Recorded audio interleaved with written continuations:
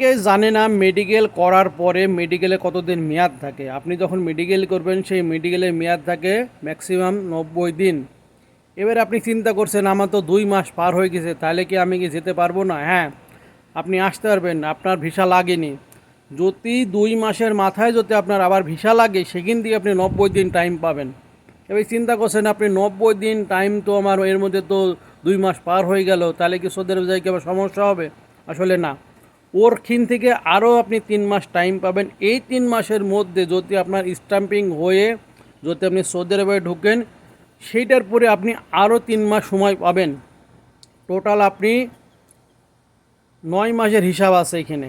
অনেকেই মনে করে যে মেডিকেল করলে আর এর মধ্যে যদি যেতে না পারি তাহলে মনে হয় 3 মাস আমার লস হয়ে গেল।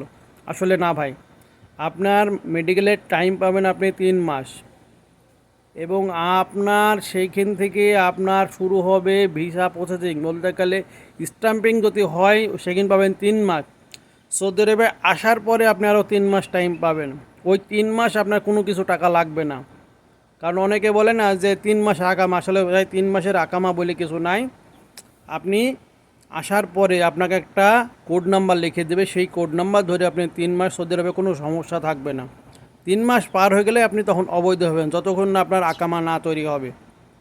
আর ফ্রি ভিসা বলে সৌদি আরবে কিচ্ছু নয় ভাই। কারণ ফ্রি ভিসা বলেন আর যে ভিসা বলেন, আপনি একজন সৌদির আন্ডারে আপনি আসেন। এটা আমরা অনেকেই জানি না, অনেকে মনে করে ফ্রি ভিসা মানে ফ্রি ভিসা। আসলে ভাই ফ্রি ভিসা বলে কিচ্ছু নাই। আপনি যে সৌদির আন্ডারে হবেন সেই সৌদিকে ফয়দা দিয়ে আপনাকে বাইরে কাজ করতে হবে, মানে আপনাকে লাভ দিতে হবে। দেখা গেলো যে একটা মাসে কেউ 200 টাকা নেয়, কেউ 300 টাকা নেয়, কেউ 400 টাকা নেয়। এইভাবে নিয়ে আপনি বাইরে কাজ করেন, সৌদিকে আপনি টাকা দিবেন না, আপনার কাজ বন্ধ হয়ে যাবে ভাই। এটাই ভাই সৌদি আরবে ফ্রি ভিসার কাজের। সৌদি আরবে ফ্রি ভিসাতে আপনার কী করতে হবে? আপনার সব খরচ আপনার বহন করা হলো। আকামা খরচ আপনার, খাওয়া খরচ আপনার, কারেন্ট বিল আপনার, বিদ্যুৎ, আপনি যেখানে বেড শুবেন সে বেড খরচও আপনার, পানি খরচ আপনার, টোটাল এভরিথিং খরচ হচ্ছে আপনার ফ্রি ভিসা আসতে হলে।